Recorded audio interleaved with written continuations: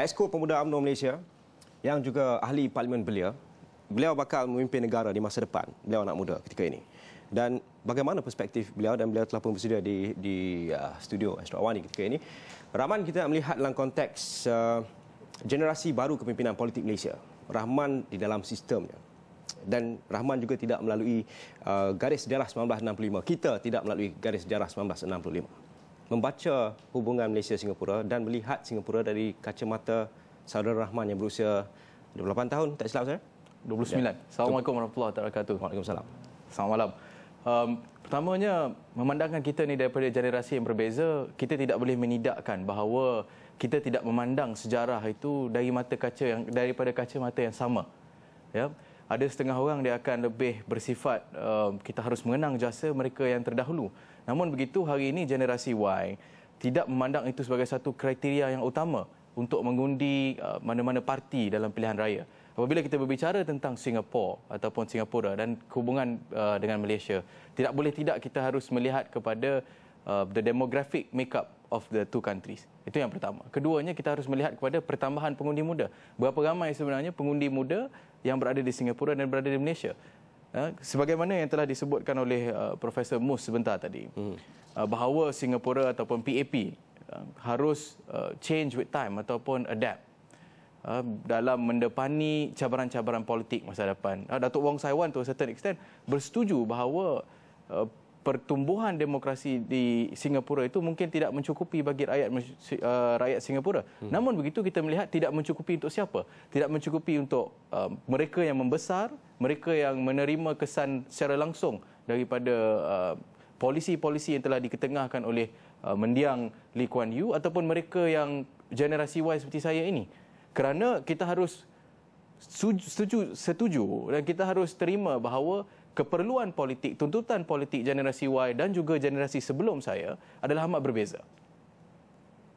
Dan membaca mengenai apa yang ditegaskan oleh Lee Hsien Loong, anak Lee Kuan Yew sendiri, mengenai kemajmukan dan kepelbagaian budaya, apa yang Rahman bayangkan dalam kepala sebaik sahaja Lee Hsien Loong cakap Melayu, kemudian menyentuh mengenai minoriti Melayu, dan itu nyata menyentuh mengenai majoriti-minoriti konsep yang sentiasa mendominasi dalam baik di Singapura maupun Malaysia. Apabila kita bercakap tentang majoriti dan minoriti, tidak boleh tidak kita harus menerima bahawa akan ada setengah pihak merasakan mereka ditindas. Akan ada setengah pihak yang merasakan mereka, orang kata the debate is between us and them.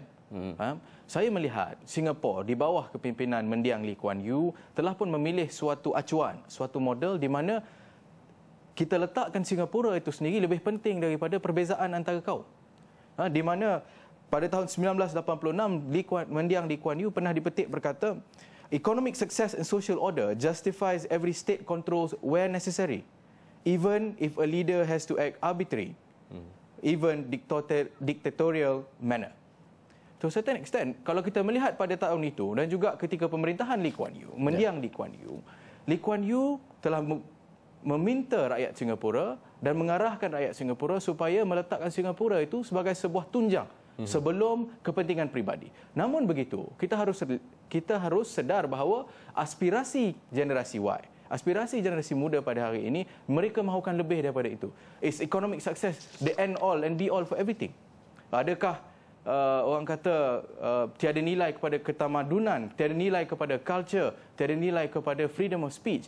Namun begitu, persoalan utama, selepas Lee Kuan Yew, apakah model yang kita akan pakai? Adakah kita akan terus dengan model Asian authoritarianism yang telah diperkenalkan oleh Lee Kuan Yew? Ataupun adakah kita akan lebih menjurus kepada idealisme Western democracy? Soalan itu saya ingin tujukan kepada saudari Fui Kee Sung, CEO Sense dan juga penganalisis politik. Mungkin Cik Fui sudah berada di talian ketika ini?